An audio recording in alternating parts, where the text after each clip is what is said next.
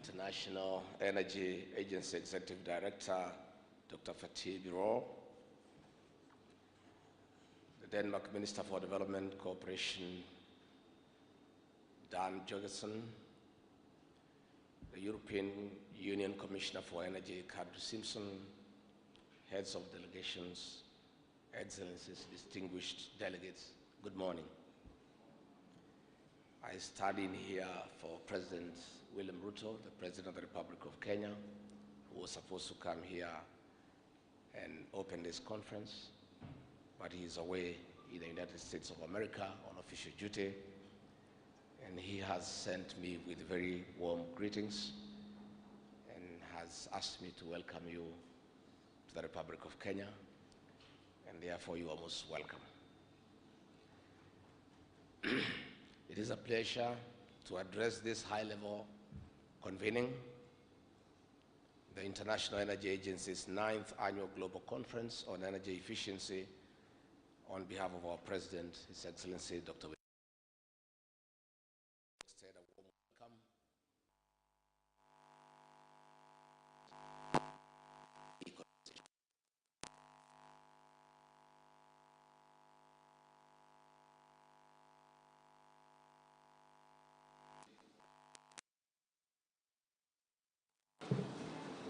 This conference happens when Kenya is leading the world in the march towards 100% green, clean energy.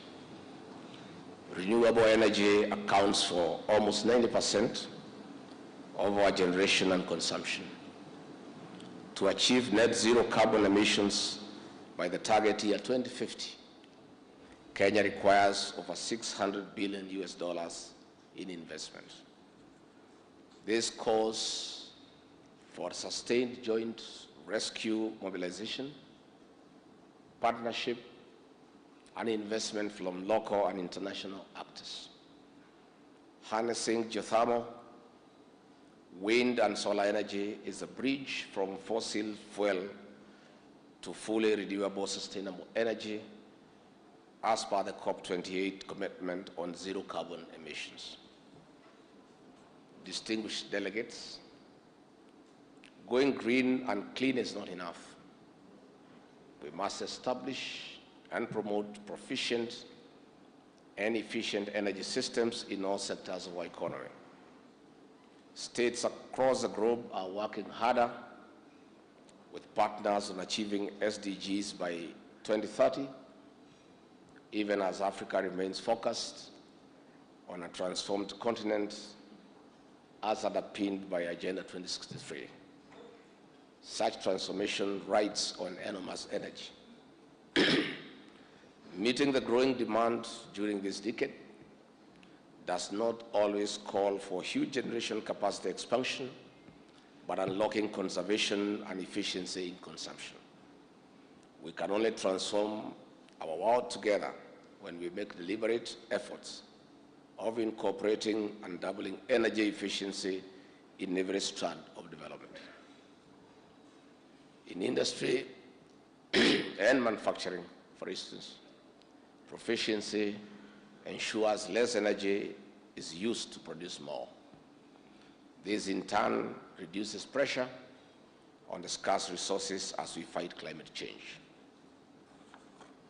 Distinguished delegates, while we have lost biodiversity in destruction of forests and other natural resources to farming, integrating sustainable agriculture and food systems remains central to a clean environment. This is besides innovations that recycle from waste into green energy in form of biogas, electricity for machinery, and other domestic use, especially clean cooking. While food is an important resource, we must work on affordable, easy-to-use innovations, more so for our farmers. Breaking down domestic biomass in the farm is a direct and sustainable way of reducing the greenhouse gases like methane, which are fueling climate change.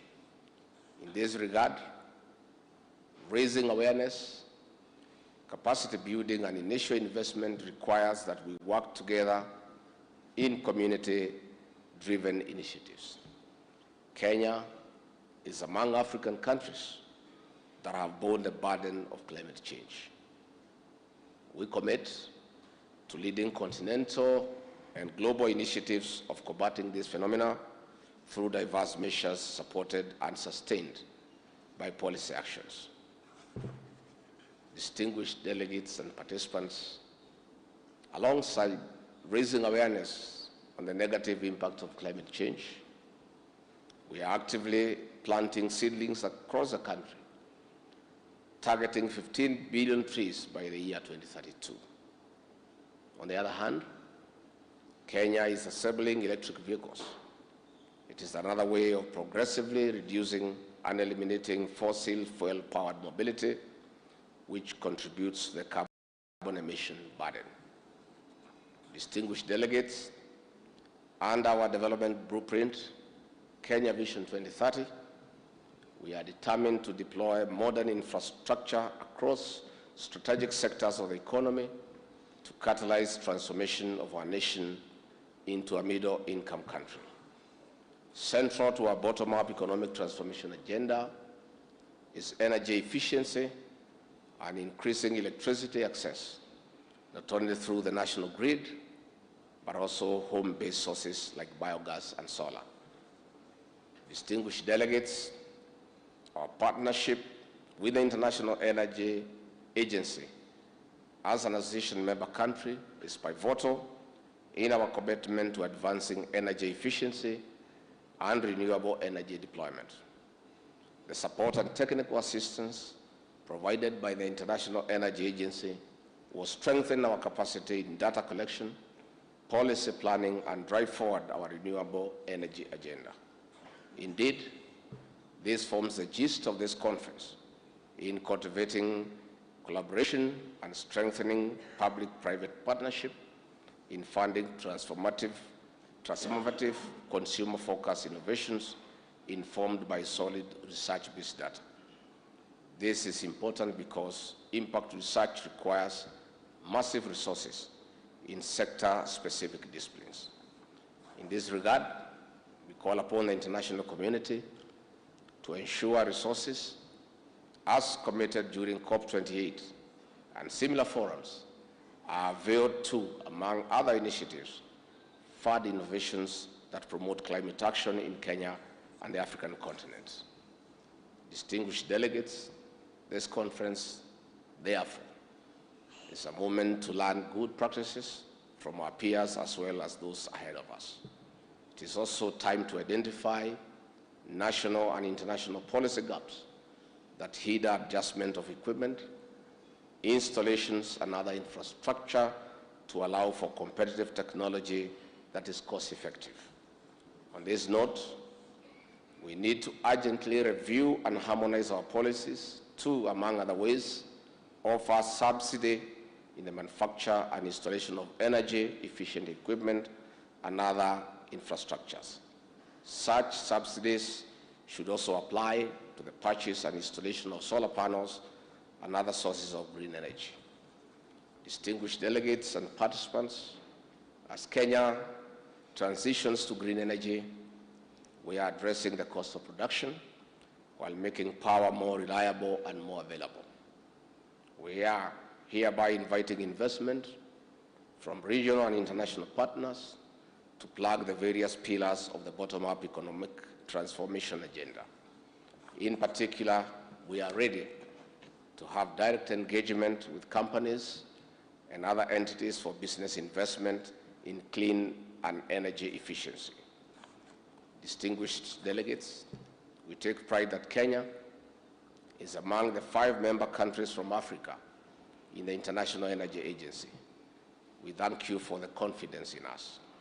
With Africa emerging as one of the fastest growing regions, the peace, security, and stability we enjoy in Kenya creates an enabling environment for investments to thrive. We are also the launchpad to accessing the more than 500 million people in the East African community and indeed the rest of the continent. Kenya is ready for business. Let us define and work for the future. where energy and efficiency is a catalyst for the inclusive growth and shared prosperity. It is therefore my pleasure to declare this International Energy Agency 9th Annual Global Conference on Energy Efficiency, held here in Nairobi, officially open. Asanteni sana.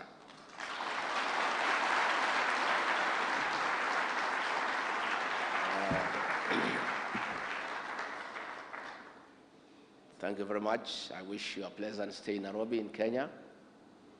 And please, when you are done in this conference, Kenya is the destination of choice for tourism. And I want to urge you that if you have never been to the Masai Mara, the 8th wonder of the world, you don't know what you are missing. Please take advantage when you are here in Nairobi.